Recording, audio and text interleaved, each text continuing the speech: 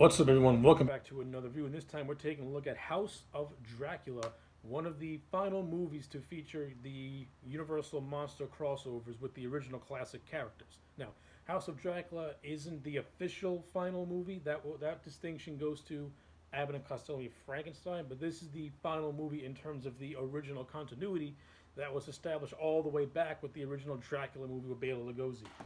So let's talk about House of Dracula. So the story of House of Dracula is this: both Count Dracula and the Wolfman go to this doctor named Dr. Edelman as a way for them to be rid of their diseases. Dracula wants to be cured of his vampirism, while the Wolfman is still trying to find a cure for his moonlight delights. So that's the overall basic premise of the movie. Let's talk about it. I overall think that House of Dracula is a big improvement over House of Frankenstein. Now, I said that I overall liked House of Frankenstein, but I had a lot of problems with that movie concerning the characters of Frankenstein and Dracula himself. This movie, it fixes one of the two. Count Dracula in this movie, he is more of a character, and he actually has some things to do. Since the first half of this movie does involve him getting blood transfusions by Dr. Edelman as a way to cure his vampirism.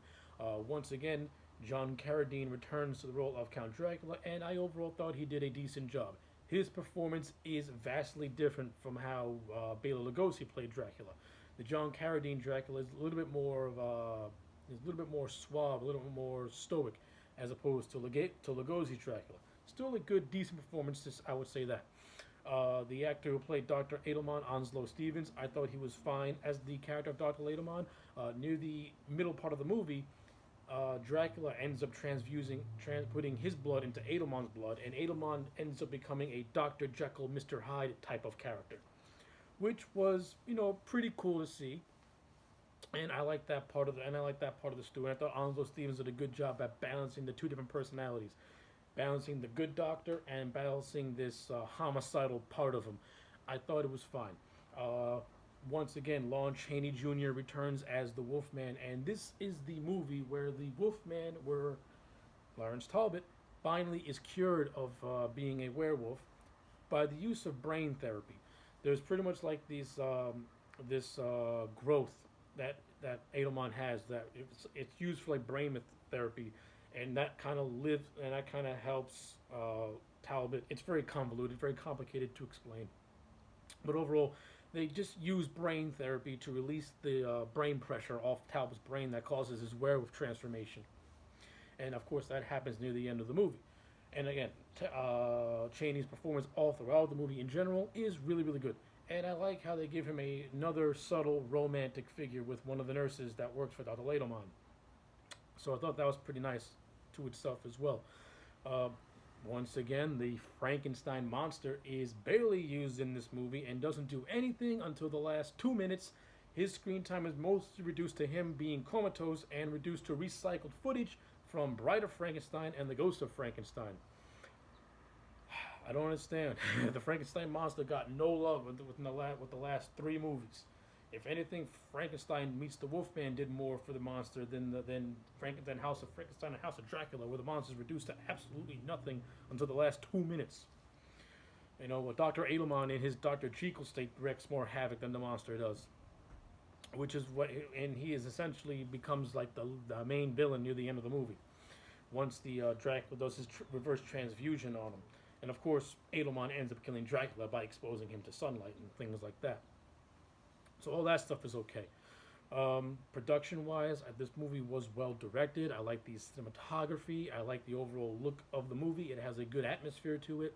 It has really good acting. But this movie is more or less feels more like a horror drama than a straight up horror movie with some thrills. It has a couple of chills here and there, but it's mostly a horror drama when you really watch it. Not a lot of scary stuff happens.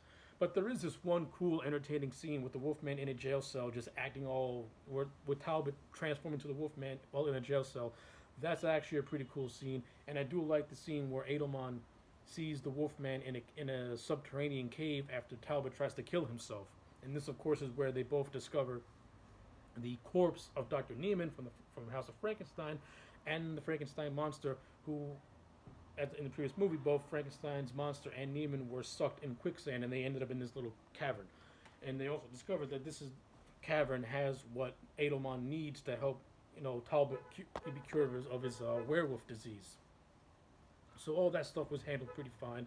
Um, there's this subplot where one of the villagers wants to get revenge on Edelman because Edelman killed his brother. That pretty much leads into another mad mob burning down a house and killing the monster. So you get that. Another disappointment I have with this movie is that, again, overall I liked how they handled Count Dracula, but you could not give me a scene of the Wolfman and Count Dracula having a little bit of a fight. I mean, really? I mean, you improved Dracula from the first movie by actually giving him more to do and not killing him off so soon.